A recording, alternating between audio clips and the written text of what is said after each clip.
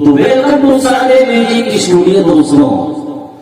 आज भी हमने के एक न्यू गाना न्यू कंपोजिंग के साथ रिकॉर्डिंग होके जा रहा बा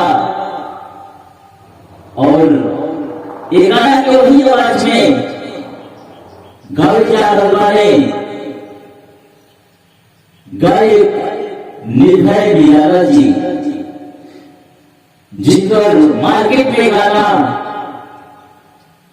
सुपर डुपर हिट से बाजा था, जमुना एल्बम के नाम का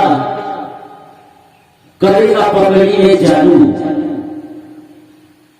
तो अपना प्यार से बात बनाए रखिए और हर एक रोज नए ऑडियो वीडियो देखने के लिए सुनने के लिए हमारे सारे म्यूजिक ऑफिशियल को सब्सक्राइब करें, लाइक करें, शेयर करें।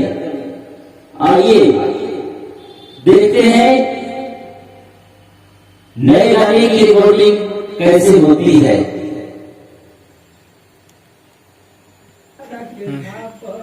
आप लोग देख सकते हैं यहाँ पे सिस्टम चालू है और केबिन में निर्भय निराला जी उपस्थित हो चुके हैं और यहाँ पे मैं स्टार्टिंग करने जा रहा हूँ और थोड़ा सा 2 मिनट गा करके बताऊंगा। देख सकते हैं